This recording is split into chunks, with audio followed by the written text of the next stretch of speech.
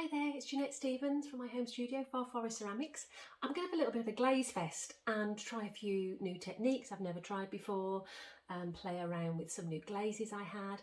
And somebody mentioned, could I record me doing my glazing? I don't know quite how I'm going to do that because it literally takes me possibly 2 days.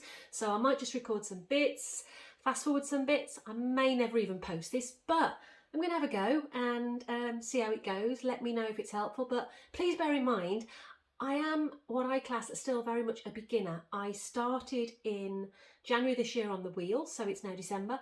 I started in January on the wheel. I had my kiln in July, so I've only started playing with glazes since July. So I'm, 5 months playing with glazes, commercial glazes, brush on glazes, first time with a kiln, first time on a wheel in January. So yeah, I'm not mega basic beginner. I have been playing around now for 12 months, but only 5 months with my glazing. So yeah, I'm enjoying it. I'm loving it. But oh, so much to learn. And I had some lovely Christmas presents as well. I had some transfers, so I want to have a play with those. So I'm going to have a go. I'm going to be out of shot most of the time now, but I'll try and focus it just on my table, on my wheel, and we'll see how this goes. So I'm going to just explain how I've laid my table out. I make some little sheets that I put my glaze combinations on, just photocopy them, and they literally do each stage with colour, and then I draw where I'm going to put my various glazes. So I then also lay those in colour bands. So what next needs to be done on these, which is the first stage, are all lavender mist, which is a lovely new glaze I've got. So I'll work down all of those in one time. I've got test tiles, I've got some heart indicators, all sorts of things. But I'm going to actually do some flux first. So these two here need flux on them. So I just use a little square bat that I throw on just to make it easy to pick things up. I use a piece of old t-shirt chopped up just to save the bat getting covered in glaze. And I've got my piece, this is number 89. So personally, I actually mark on the number of each piece purely to help me recognise them for photos, etc. And also when I throw, I just use a little laminated, what do they call them? Show cards in school. So I can do this, it stays with a piece of photographs and stuff, and I save them all in one place. So this is number 89. And on my sheet, I've said 89, I'm actually going to do flux on the inside and outside before I add some glaze. So what I'm going to do this with, this is going on with a brush. So I have got some Mako Flux, and what I'm going to do on this one is actually try something completely new that I've seen others do. I'm going to do a bit of a wavy pattern. I do like experimenting, trying something new. So I'm doing a little bit of a wave going on here. Don't know if I've got the right brush. I've just used a Mako round tip, which has got quite a long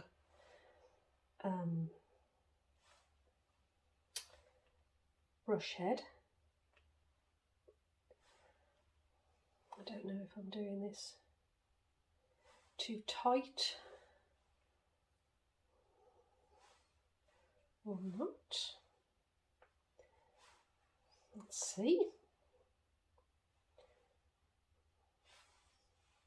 Okay, and then I'm going to do another one in the middle.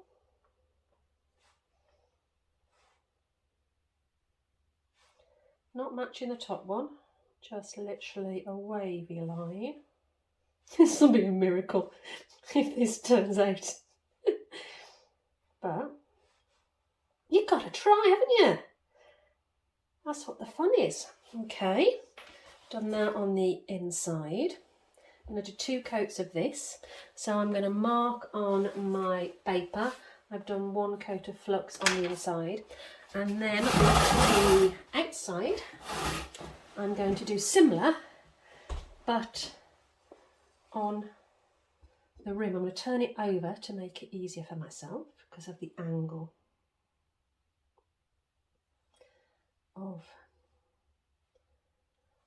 what I've thrown. I am struggling to throw bowls in a set. I'm struggling to throw above a kilo.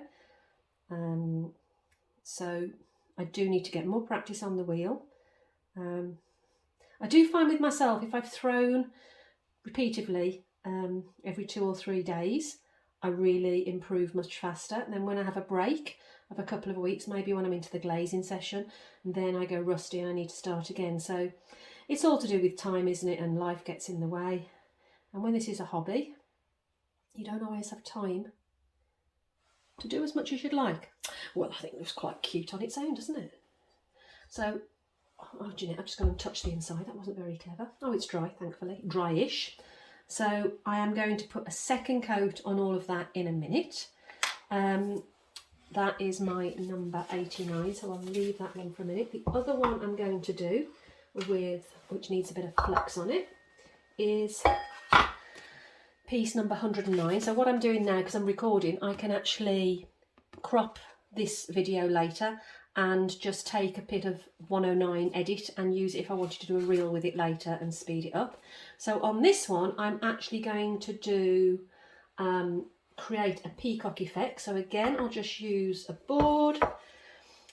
I mean, I have no idea if this makes any difference. I've just found this is what I like to do.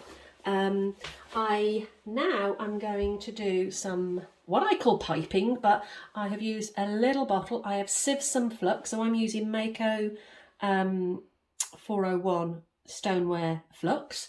I've sieved it 60 mesh because I found out the last bottle I did, I'd taken it straight from the jar, and obviously you've got the crusty bits and things that fall in, so I had some blockages.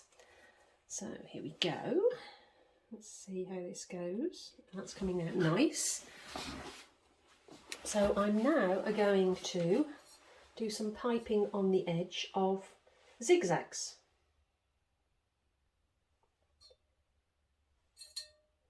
That's coming out much nicer. Now this to me feels really comfortable to do because strangely enough, no, not strangely enough, but when I left school, my first job and my career and what I qualified in was actually a master baker and cake decorator, sugar sculpture. So I am very comfortable with a piping bag in my hand. And when I qualified, it was all very much with royal icing, not using tips, tricks, and oh, I'm going to do that now. Okay, come to here, Jenna. Yeah, it's not using equipment. It was all about using royal icing in piping bags and making things out of sugar. So that is what I'm used to doing, not using moulds and the equipment that you can get now that can really help you create some wonderful effects. However, I'm not used to using a bottle. I'm used to using a piping bag that I'd make from greaseproof paper. But what I'm finding is there are a lot of skills that are transferable. So whether it's working with sugar paste or fondant, or when I'd be making something like a temple for a wedding cake out of sugar, you're working with something very similar to clay. So I do find there are elements of it that are transferable skills. Now, the question is now, what do I do now? Do I do another layer, or just do I do that? I think, I don't know. I'm going to, yeah, I am going to do another layer, but a smaller one. I have no idea if you can see this because of the angle of the camera, but let's have a go.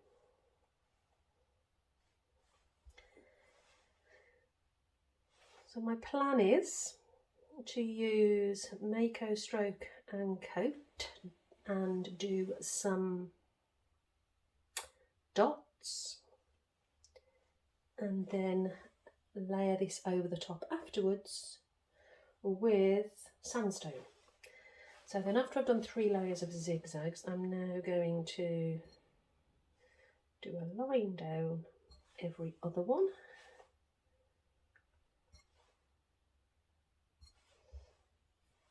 And see what happens.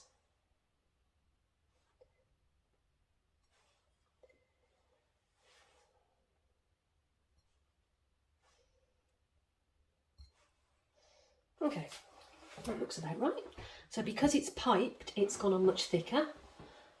So I don't need to do a second coat of that. So what am I going to do on the outside? My thought is to do something similar. So that was easy to pipe on an upright surface. And the logic in my brain, not that that actually means I know what I'm talking about, because I very much don't know what I'm talking about, but from everything I've read, I only want to do a little bit of flux on the top here, because that's going to encourage whatever I put up here to run. So I'm just going to do literally the top layer, a small zigzag, and I might just do the one layer. I don't know. I'll see when I get the other end.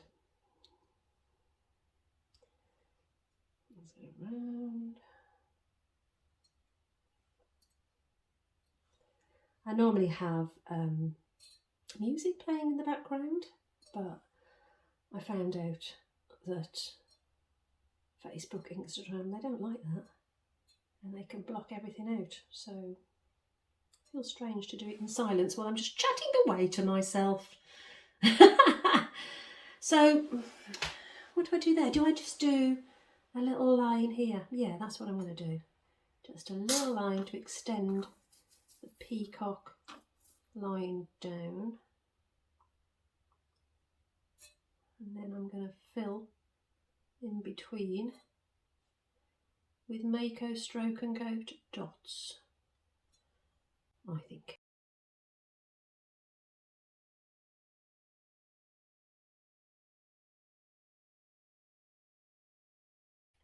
Let's see how we go. Okay, so I think that's about right there. So I'm going to put this, take this nozzle off. I just bought these bottles off Amazon, which are very good because you've got a little cap that you can put on the top. So that's my light flux, which has been sieved. And I'll just then put my nozzles to wash and soak. And I need to let that dry a little bit. Yeah, you can see. So I'll put that over there. That was number 109. Then we go back to this one, which was number 89. So number 89, I need to repeat my flux.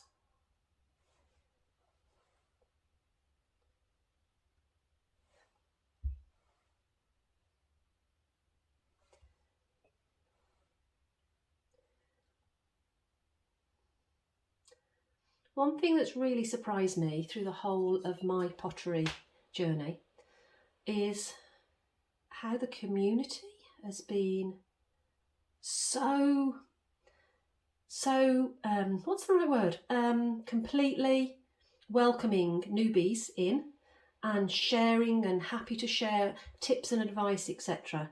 I have so much respect when I see people's work, because now I'm having more of an understanding of what goes in to create such incredible pieces. I've been very fortunate that my glaze firings have worked out so well. I know it is a little bit of a fluke. I am expecting to have a session when it's not coming out as exciting as some of them have done. But right now, I use one program. It is firing hotter than cone 6 because I put some cones in, and my cone 7 melted over, so my firing on 6 is actually coming closer to a 7. But I'm loving the results I'm getting. So my brain is saying, don't change it if it isn't broke.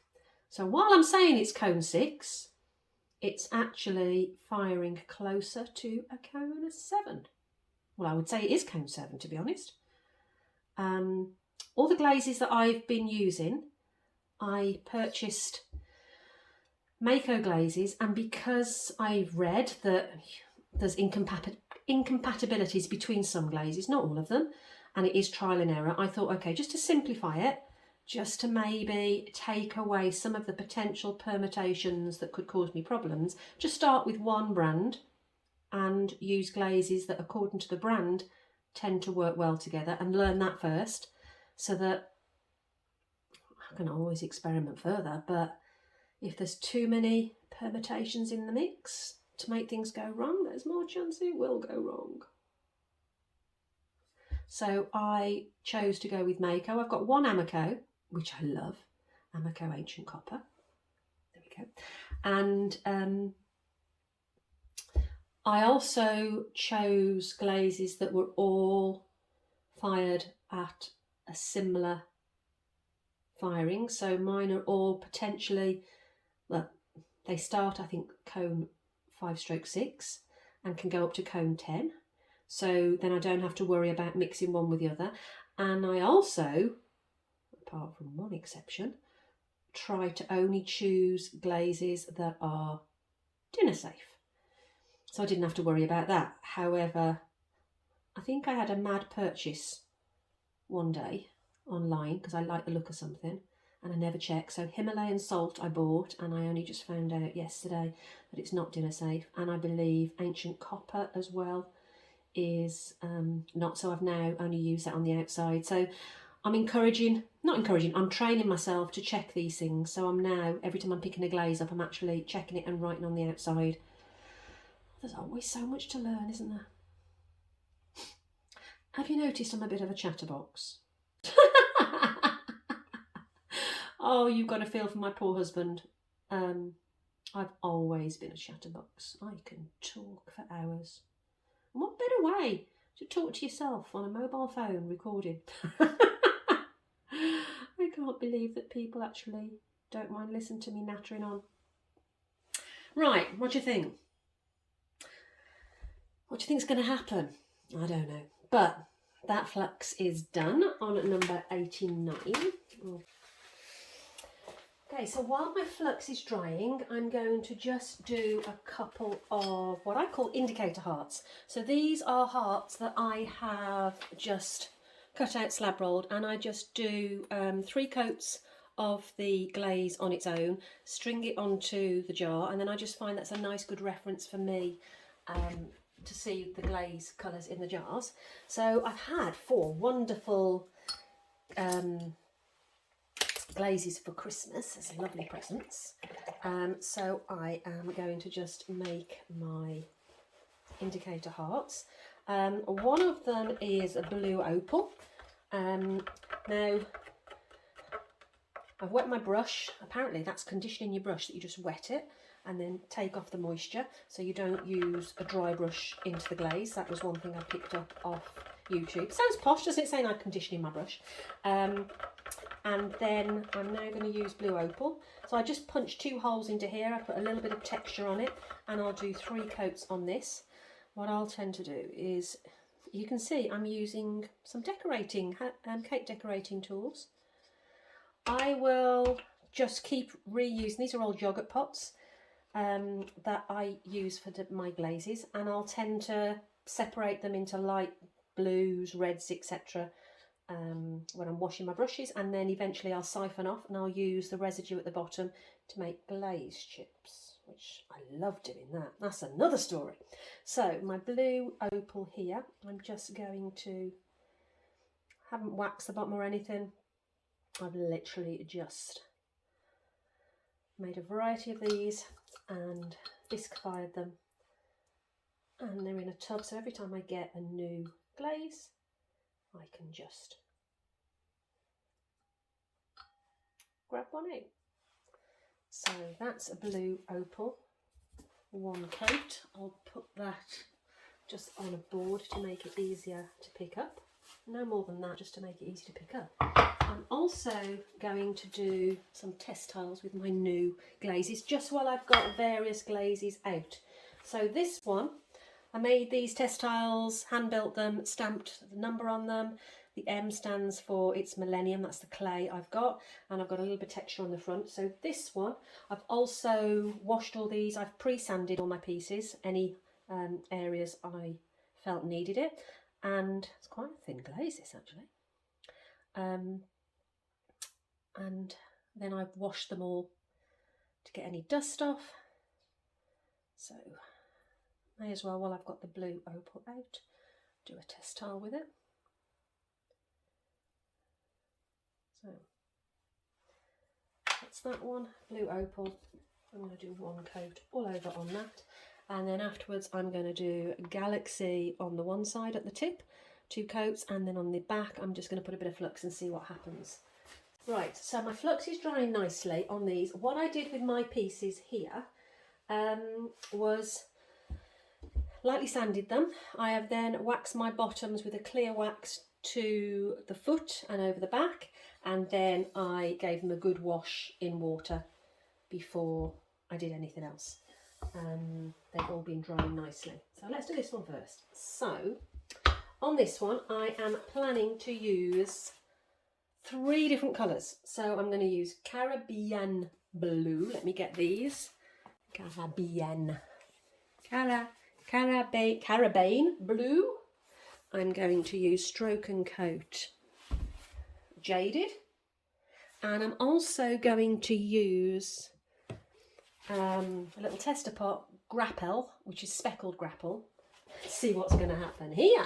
This is going to be interesting, isn't it? So my blue opal is nearly ready to do a second coat already. So first of all, I'm going to use my Caribbean blue. I'm not quite sure where to put this.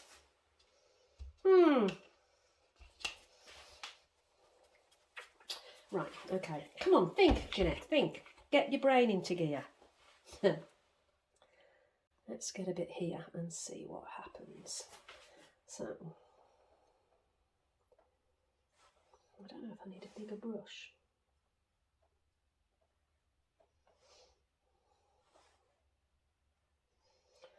So, I'm going slightly over the edge of the flux.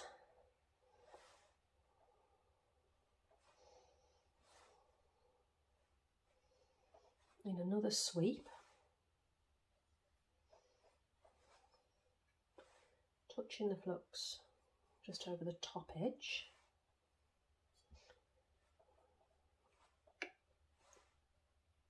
I need to think what I do on the rim as well, because I'm going to cover this all afterwards with some Mako Sand and Sea.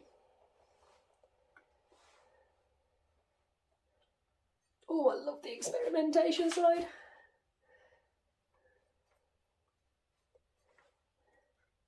Hours can just disappear when you're glazing, can't you? They just literally disappear. So I'm then thinking I'll do that on the bottom kiss here.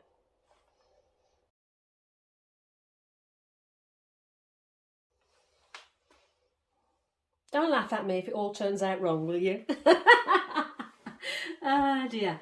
Oh, okay, just a thought. So because that's coming up to the top, why don't I actually take that over here? And they're not all going to match the same position, are they?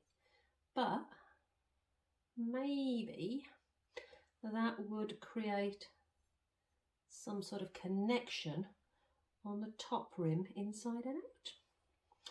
I don't know, sounds logical, doesn't it? And then I'm thinking then I could just run the brush around the top rim so that this Caribbean is a continual edge.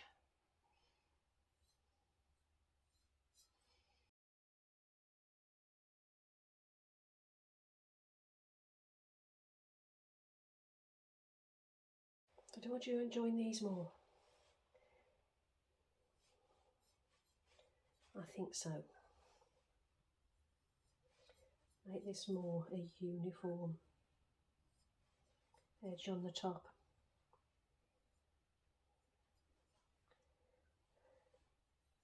Much as you can plan, when you come to do it, the brush doesn't always go in the right place, does it? And you start to get an idea to do something different.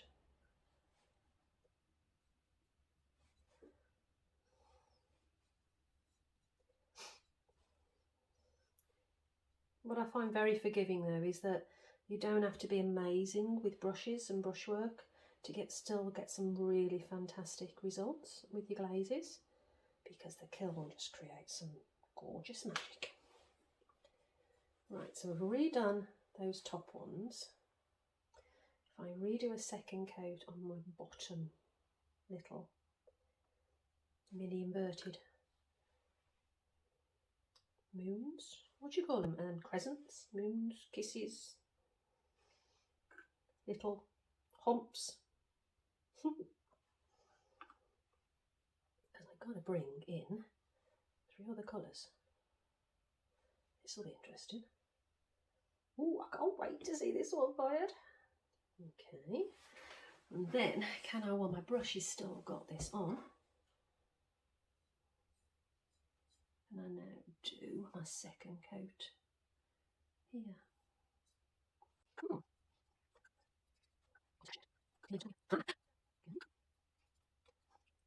I did on one of my bowls earlier get some wax dropped on the side. I'm like, oh damn, now my glaze isn't going to stick. So what I tried was to sand it off, and I kept sanding until when I put it into water, the water wasn't, you know, coming away from the wax. I don't know if that's going to be enough. I actually don't know which bowl it was, but one of them has got a nice big mark where the wax dropped. That's something I'll try not to do in future. Let's see if it stays. Okay, so that is Carabin Blue. I'll mark that one off. So I need Carabin Blue on my other one as well, but I'm not using this brush, so I can put that away. My Carabin. So on this one, I'm also going to use Carabin, but I need a cotton bud for this. This one, I'm going to use 4 colours. So if I'm going to use 4 colours, I've got 1 row, 2 row, 3 row, 4 rows. And I am going to use Jaded, Caribbean, Bluebeard, which is another blue, like a darker blue. And I'm also going to use Green Thumb. So what order do I do them in? I think I'm going to do Jaded on the top, followed by one of the blues, maybe the Caribbean blue, then the green, and then the other blue. So my Caribbean is going to be on the 2nd row. Oh, I didn't need to go that far. 2nd row. So I actually need a really big dot there.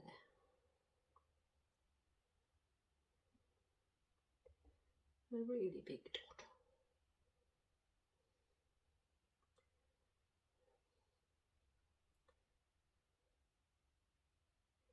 I found the cotton bud was my easiest way of doing this. When I used some like tools, I didn't find it as quick. So you can't get as perfect a circle using a cotton bud, but don't look too bad, do they? I initially never used any underglazes. I know these are not technically an underglaze. They can be used as an underglaze. They can be used as a glaze. I'm learning. But I only ever had Mako commercial glazes. So there was a pack that was Mako Stroke and Coat Speckle that had, I think, 24 little bottles, which were like these little ones. And I played with that and loved them. Absolutely loved them. But then started to Google and realised how much more you could do with them, and decided to buy some bigger bottles of some favourite colours, and I want to expand my repertoire, is not the right word, my inventory. Think, Jeanette. Okay. I'm going to go every other on the outside because I haven't got as much opportunity because it's smaller. And I also found there was a lot that were out of stock. At the moment there is a shortage post-Brexit into UK to try and get some American product, and I don't know if the power outage in China is affecting it. I don't know, but I've got plenty to keep me going for my little hobby. I just wish I'd found this hobby earlier in my life. I feel I never got a chance to do pottery of any sort when I was at school. It wasn't something that, I don't even know if I was even interested at that point. I was always arty, loved art, but never had an opportunity to get on a wheel, anything like that. So I actually started by my closest friend bought us a taster session as a birthday present for us to both to go on, just to have like an experience together. So we had a 90-minute taster session with a fantastic tutor local to us, Chris Greening, and oh, I've got an odd number there. Huh. Okay, doesn't matter. And we had a taster session and I literally fell in love with it. Totally fell in love with it. So I then followed up to have more sessions with Chris. When I say more, I think I've had a total of 6, and it's took me a year to get them because of lockdowns. But it's been a fantastic help, inspiration, got me started. It's through Chris I've managed to get my head around handles, but the glazing side of things, I have no idea what I'm doing, and it's all YouTube taught. I do a second coat, so I need to keep that cotton bud. I'm going to put you to one side, so that's, need to write on my flux one, I've done Caribbean 1 coat. I'm going to jaded at the top. So just while that's drying a sec, I'm just going to do my second coat of glaze of blue opal. So I'm trying to do quite a nice thick gloopy coat, which is how I tend to glaze my pieces. I try not to see brush strokes and not drag the glaze. Again, based on what I've picked up from YouTube. I don't know what's right or wrong, but I'm getting some nice results, so I'm going to continue doing what I've picked up from people so far. And then my little indicator heart. Now my indicator heart, because I'm not putting anything over the top of it, it literally is just to show the glaze on its own. I do 3 coats on the indicator heart. So that's blue opal. So that's what's been done there. So on this one, number 89, I'm now going to do, I've got jaded and grapple. So I think I'm going to go jaded next. Jaded. Let's see how this comes out. And I think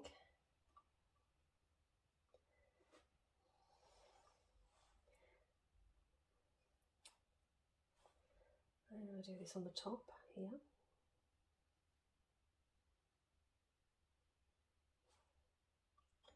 Do I alternate? No, do 1, 2, 3, 4. It's going to be an odd number anyway, so I'm just going to go Again, overlapping the flux.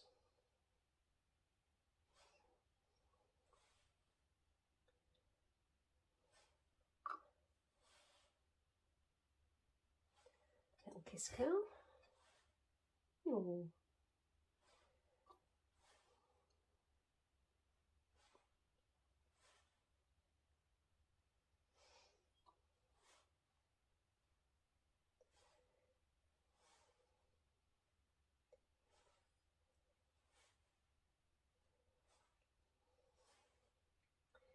So now where do I go?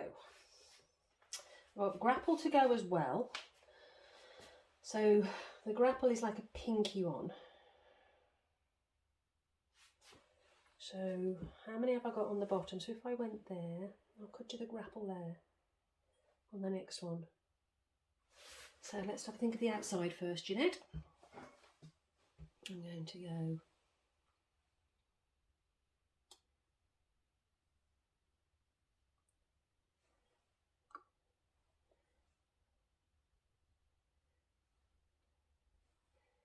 here. Again, move the bottle, Jeanette. Might be easier.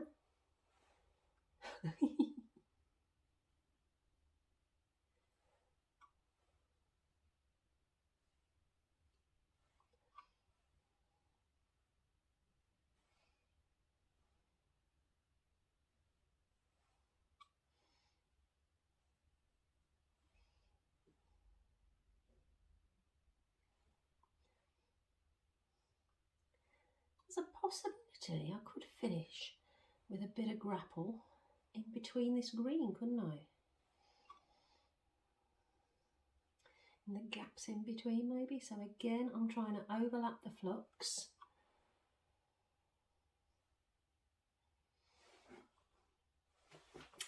I'll go on the inside again, here.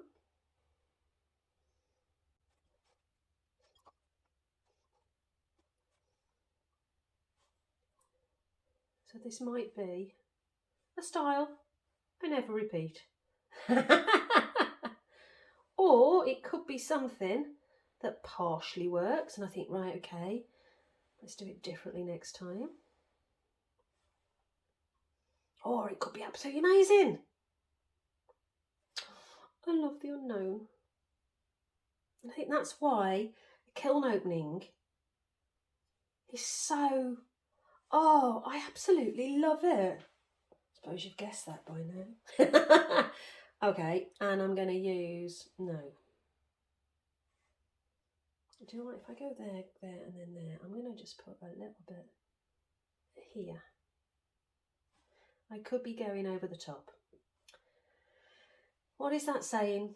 You need to know when to stop. Sometimes less is more. Definitely not the case with what I'm doing at the moment. I'm definitely not using that approach. Maybe when it comes out the firing, I'll be wishing I did.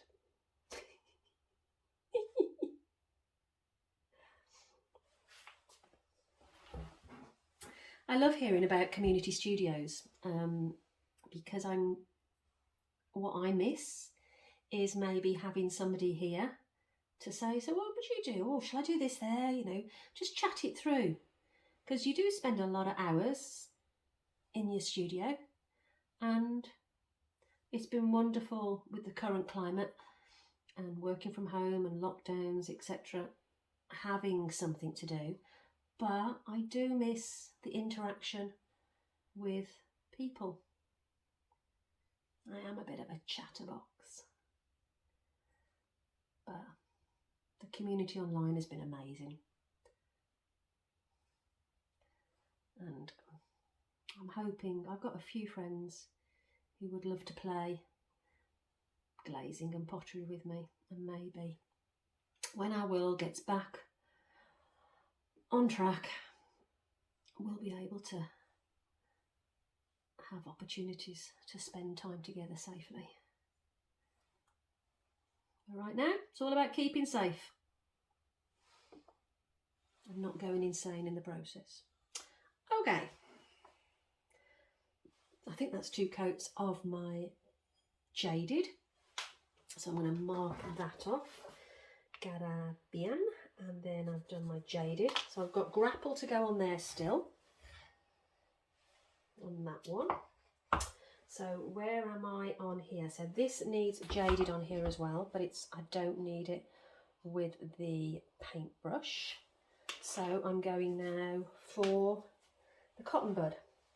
So I think I was going to have the jaded on the top, wasn't I? So I want to do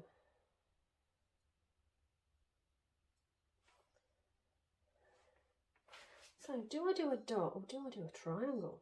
I'm thinking I might do a triangle here.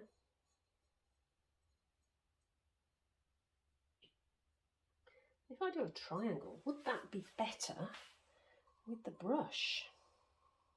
Why am I thinking to do a triangle? I don't know. Let's have a look and think. Think, Jeanette, think. Let's try.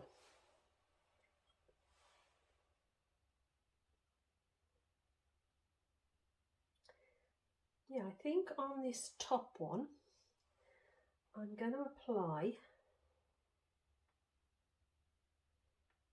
up to the flux line.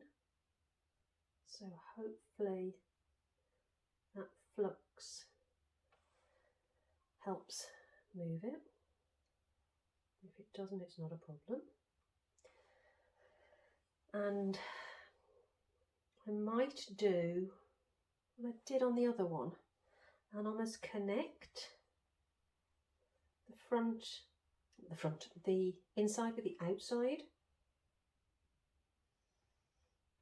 Would that work? Does it make a difference if I touch the flux or not? I don't know, because I've never done it before. Normally people record videos and they know what they're doing. I don't know what I'm doing. I'm playing. I'm just playing. Let's see what happens.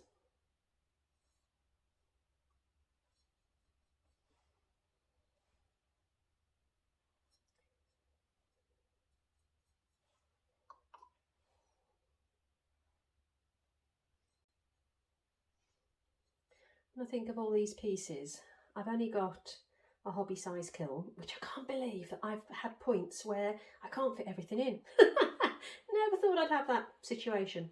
But the size kiln I chose, I didn't want to go super big because I didn't want to end up having to wait months till I got enough pieces to fire it, because it is purely just a hobby. But there are times when, you know, you've had a throwing session and you've got quite a few pieces. I need to get to a point where I've got a few pieces constantly in different stages, whereas I'll tend to throw and then I'll do the prep work and then I'll do the glaze work. So I must need to have a bit of a mix so I can keep my throwing hand in. And that's what I'm thinking. Maybe my New Year's resolution, try and mix it up constantly. Yeah, that actually feels quite nice like that. I'm liking how that's looking. My second coat, I will be a little bit closer to the flux possibly. And then I'm going to do the same on the outside and join the two together. My brain always has been, sometimes helps, sometimes it doesn't, but super organised. It doesn't know any different. So no matter what I do, I have to be organised. So whether it's creating little glaze sheets for me to follow, to me to mark off, whether I lay them on the table, they have to be in an organised fashion. Sometimes I need to just let it go.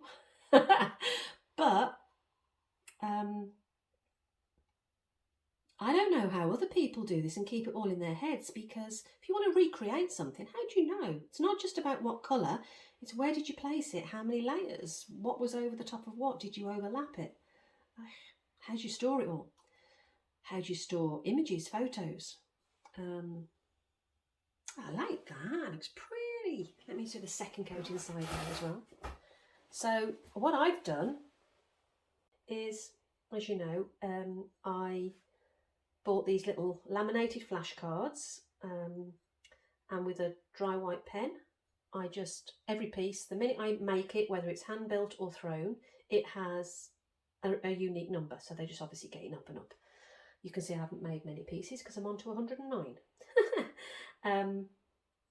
And then that card stays with the piece all the way through. And whether I'm on the wheel throwing it or trimming it or waxing it, whatever it is I'm doing, glazing it, I will just show that card in my video or photo. So if I'm taking some photos, I will have out of the main image my flashcard. So I'll do it portrait, and at the bottom of the portrait picture I've got my little flashcard, and then when I crop it you don't see the flashcard, but it means I can organise my photos, videos, hyperlapses, whatever.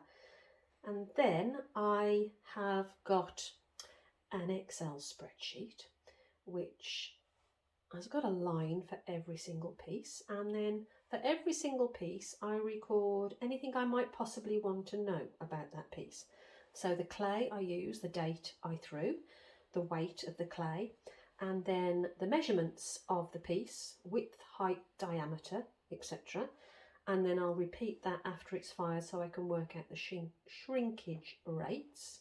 I'll then also record on there the glazes that I've used, what fire program I applied, everything and anything I might want to keep on there. And I can also filter off that and use that for future reference, which is great. I also use that then, so every photo, say for example this is number 89, I have a folder on Google Drive that I have a folder number 89.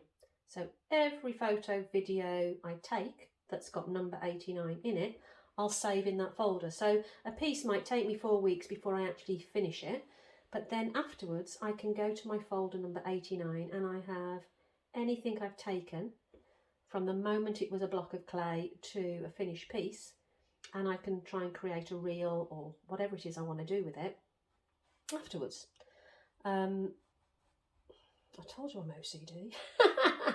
But then what I also do, my Excel spreadsheet, which it's not actually Excel, it is Excel, but it's also saved on Drive, so I can access it from my mobile phone, from a computer, from wherever. It's not just on a computer. I then created some columns where when I've posted on Instagram or Facebook, I can mark it off. So I haven't lost track of which pieces I've put on, which pieces I've still to do. And then when I've posted them, I've finished them and I've filed all the photographs so they're off my mobile phone, which is taking up a lot of space, I can then filter on my master spreadsheet to hide them. They're still there, but I can just filter them, so all I can see are the pieces I'm currently working on and the ones I've yet to post onto social media. And then the folders, I also, when I've finished with them, I can archive them, which, to save using so much drive space, I've also just got an external hard drive that my finished pieces go on there. But that for me clears my mind. So I know if I want to do a bit of posting, I can look on my Excel spreadsheet on Drive and see what I haven't posted yet. And I can just take one number, which usually I'll wait till it's finished before I'll post it. And I'll take, for example, number 89, and then from it I can actually take some footage, whether it's images, videos or whatever, and put together a mini reel. And in the UK, my husband pointed me in the direction of a free app, which is in the UK. I don't know if it's available elsewhere free. And the free version is more than enough for me, called Youcut, Y-O-U-C-U-T. And from that, I make in that app a little reel. So I can clip, crop, edit, speed up, slow down, add text, all sorts of things. I don't add music there. I add music when I'm in Instagram. And I don't have music on Facebook because I don't use Facebook very much, to be honest. I'm mainly Instagram, Far Forest Ceramics, and then the YouTube. It's my little secret hobby. There we go. Oh, doesn't that look quite pretty? Okay. So on this one, I have now done jaded. I've still got 2 more colours to go on there. But right, where are we on this one? So we've done Caribbean blue. So we've now got on here, we need to put grapple. So where are we going to put this grapple? And it's a speckle one as well. So I'm thinking grapple, where are we going to go with you? Let's brush off a bit. So grapple, we're going to go first of all, definitely down here. Kiss curl there. Overlapping the flux.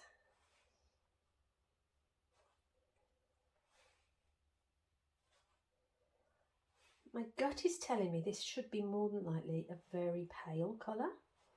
So maybe I do 3 coats of this. I don't know.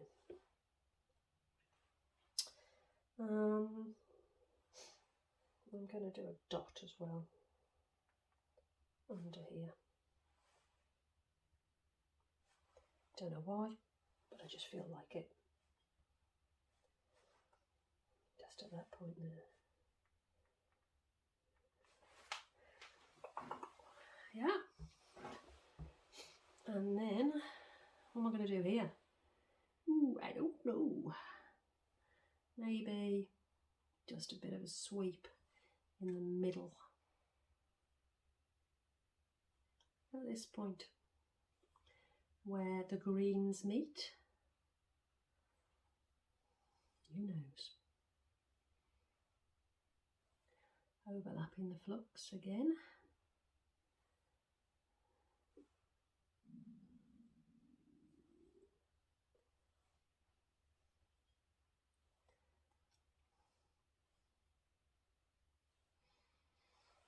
Okay, gotta wait for you to dry a bit before I can go back to you. Okay, so that is my grapple 1 coat. I'm not going to mark it off because I've got to do a 2nd coat on you. Let's go back to peacock.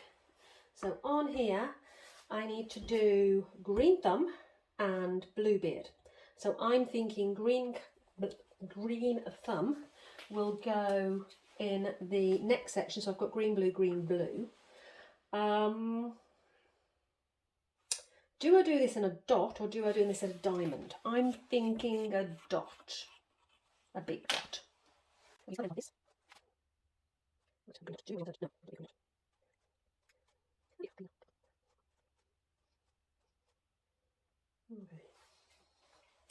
And now what am I going to do on the outside? I'm thinking, I don't know. Right, I'm going to do a dot in this, alternating with the green, alternating with the blue and green, and then maybe the final colour will be underneath. I don't know if you're supposed to touch the flux or not. I'm guessing, I don't know, because the flux moves, so the flux is going to fall downwards. So I'm guessing that's why the top one, it's better to touch it because then it will pull that down, would it? And then the flux will flow over these ones beneath. Not sure. But then I understood that stroke and coat doesn't move much. Well, so much to learn, Jeanette. So much to learn.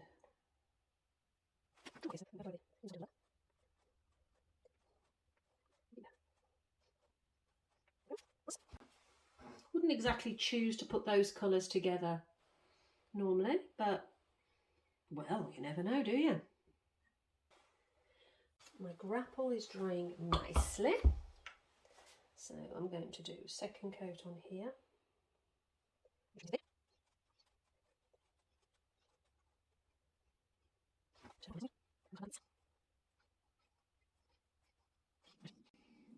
But what I might do is just a grapple up here, a dot. Bit of continuity. No, I shouldn't have done that. Too late, Jeanette, you've done it now. You've done it now. I don't think it's going to show up anyway.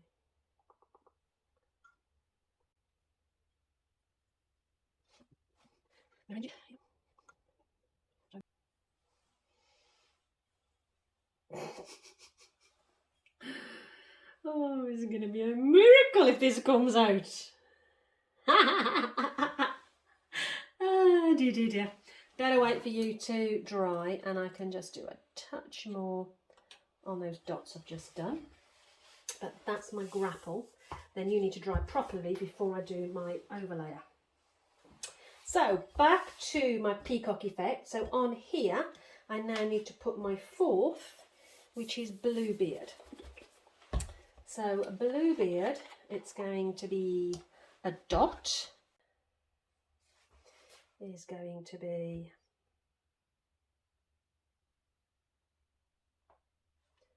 one big dot. Like that. And then, what do I do out here? What do I do under here?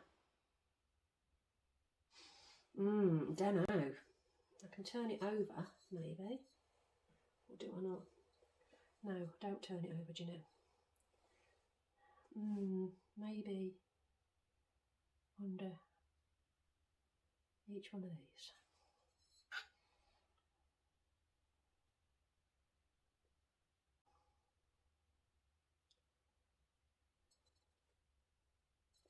Give us a little. Just that. Let's see if you can talk to me. Okay.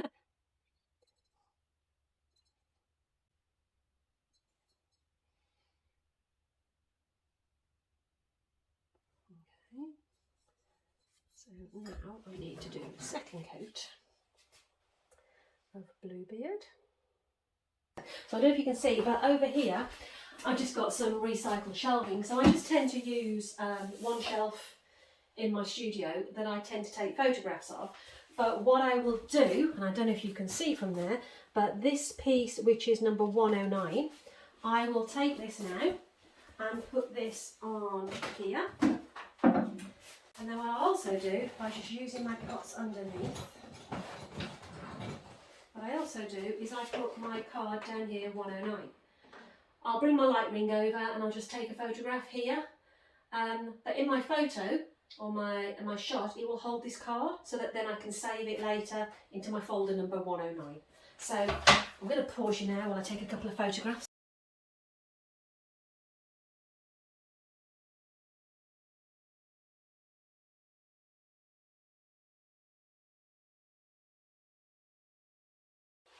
Okay, so we're back. Things have dried out quite nicely. So I'm now going to put my overglaze on. So this one is number 89. I'm now going to put Sand and Sea. So this is my Sand and Sea. I'm going to put on, so it's had a good mix. So do I do outside or do inside? For me, I'm going to do outside first. So I've got it waxed, and I am now going to do a nice thick brush stroke. I'm over my, what I call my glazing board. So any drips that fall onto my glazing board, I don't care, because I will collect them later for glaze chips. I try to clean up as much of my waxed area as possible after I've just glazed it, because it seems to be less to clean up later. It's easy to clean up while it's still wet. Likewise, again, I don't know if I'm doing this all the right way, but this is my way. So we're then going on the inside. Again, a nice heavily loaded brush I do. I used to do 3 coats, and then I'm finding that some glazes, if I do a nice generous coating, it doesn't need the 3 coats. So some glazes do, some glazes don't.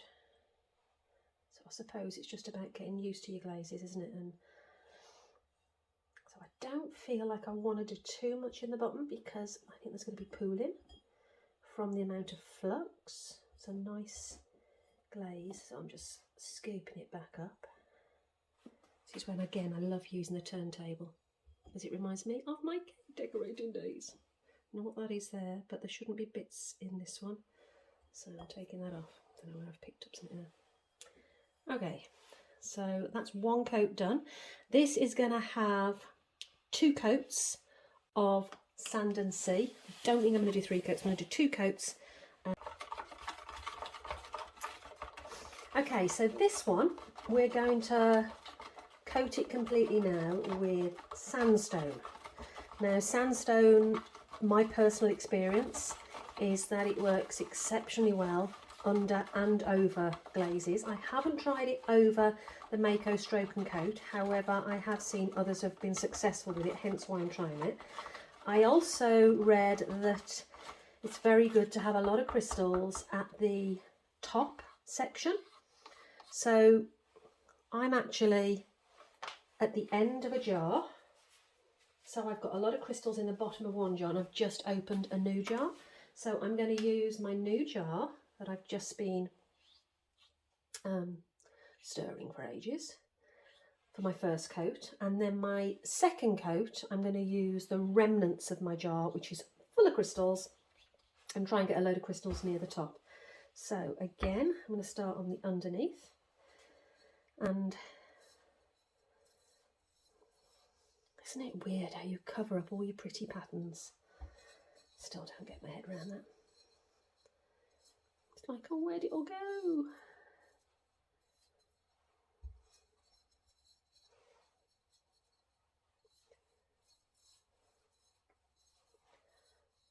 So I've mixed it up really well, so there's still quite a lot of crystals coming through because it's just had a really good mix up. The wax is working nicely there. So let's have a quick clean up around the edge.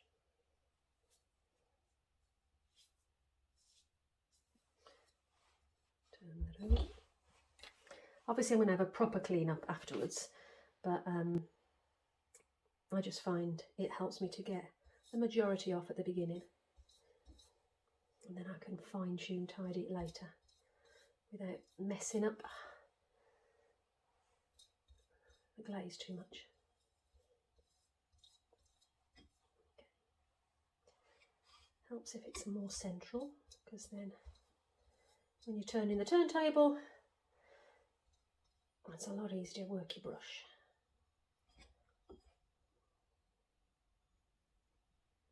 Okay, that's my 1 coat. A nice solid coat. So I'm now going to let that dry properly and apply the second coat when it's fully dried, but I am going to use my remnants from my nearly empty jar and get a lot of crystals at the top of my second coat. It's going to be interesting to see how these turn out, isn't it? Ooh! Right, okay, see you later.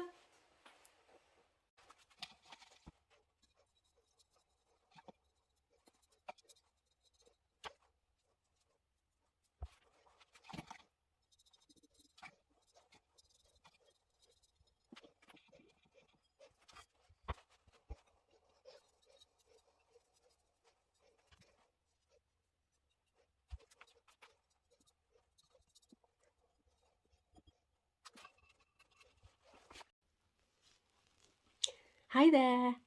It is now 10 p.m. in the UK on New Year's Eve. So I was having my Glaze Fest a few hours ago this afternoon, and I've just got to a point where I'm just going to edit and upload the video, and I just wanted to say Happy New Year to everybody.